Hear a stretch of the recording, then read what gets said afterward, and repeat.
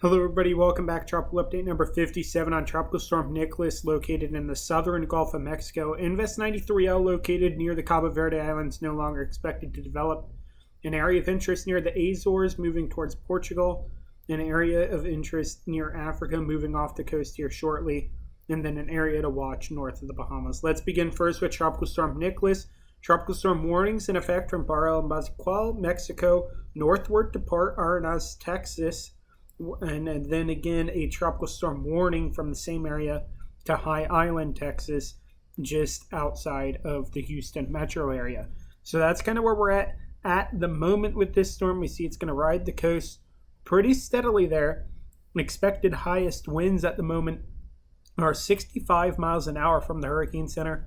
A hurricane not out of question for this storm. Of note, though, between Wednesday and Friday morning, the storm's only going to move 100 miles, and I mean it reaches South Texas Monday night, then it's still in Texas by the time we get to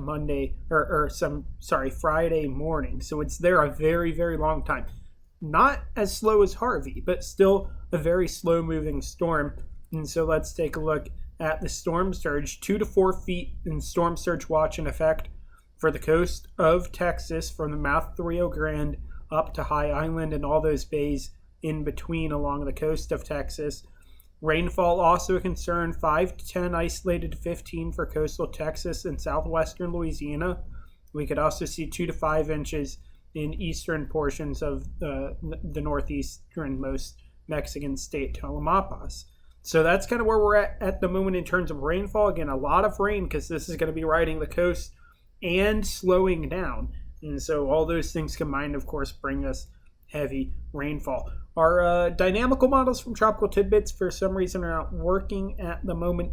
And so we just have the European to show you guys today. The European ensemble is about half on the coast in Mexico, half off the coast, and then hit Texas.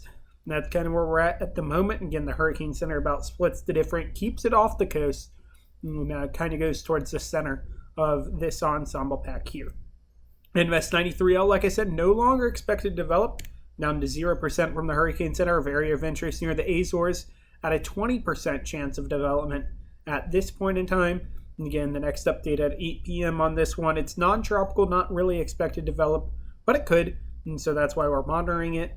We have the area of interest near the African coast, going to be moving off here shortly. The 60% chance now from the Hurricane Center on this one. We'll continue to monitor it. It could become a strong hurricane out over the Atlantic and threaten the Leeward Islands. And then we'll see what it does later on in terms of major mainland impacts.